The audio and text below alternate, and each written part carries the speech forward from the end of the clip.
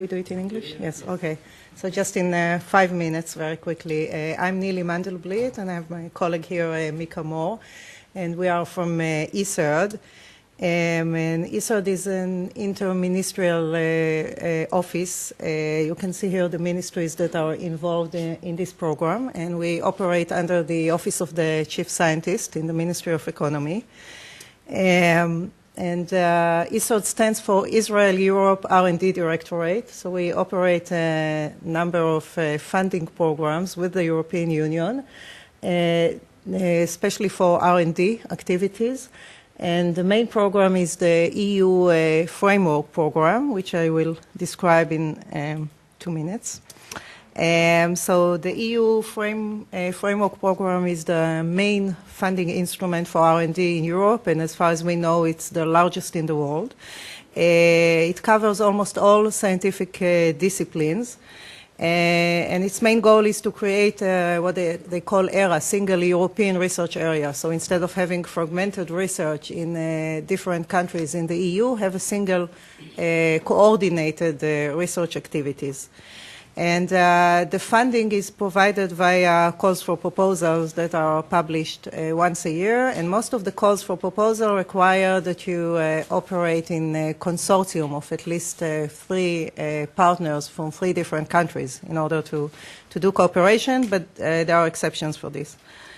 Here you see the list of countries that are member in this program. So there are the 28 EU countries, and there are associated countries also, and Israel is one of them since 1995. And being an associated country means that for all purposes, the researchers in Israel are considered as European research and are eligible to all the funding and the opportunities that this program provides.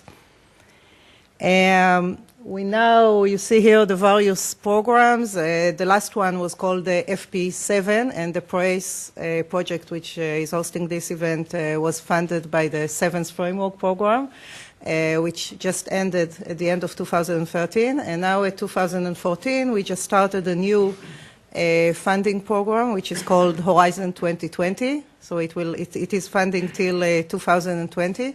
And the overall budget for this is 77 billion euro, out of which 1 billion euro is coming from the government of Israel to have this membership.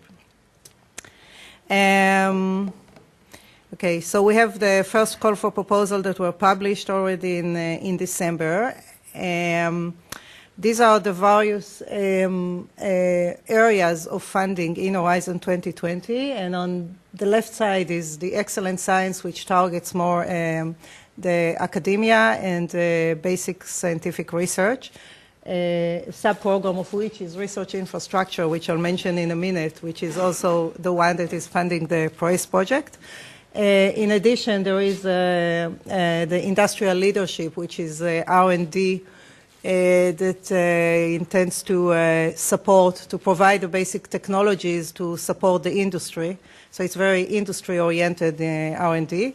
And then there are a list of societal challenges, such as transport, energy, reducing pollution, etc., that also supports the various activities there.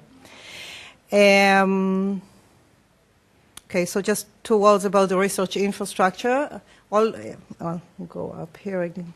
Okay, so as you can see here, there are various specific scientific fields, such as nanotechnology, biotechnology, space, etc. Research infrastructure is something that is a crossover. That the idea is to provide funding to enhance the research infrastructure to enable better research in Europe. So it's either provides research to create new research infrastructures. So if there are new types of laboratories or equipment that you think you need for your research, you have such ideas, and they are not available at all in Europe right now, you can offer and get funding to offer and design this new research infrastructure. Then in addition, jump here. So I said the various activities that the research infrastructure covers is first to develop new world-class research infrastructure, and that's what I mentioned. If there is a new idea that you have and you need, again, 3 partners from 3 different countries that also think this infrastructure is required, and nowhere in Europe you can get access to such infrastructure, and then you can ask for funding to design this new research infrastructure. Then the second part, integrating and opening national research infrastructures. Here the idea is to use existing research infrastructures from different countries and virtually integrate it into one infrastructure that is then open to access from all researchers from all of Europe. So then again, if in your discipline you are using a specific laboratory or equipment, then you can coordinate, get funding to coordinate this with other similar laboratories in the same field. You would get money to upgrade your equipment and to host researchers from Europe in this laboratory. And then there is the whole domain of e-infrastructure, which is the digital infrastructure for Europe. The internet infrastructure, infrastructures such as high performance computing, which is Prace is one example.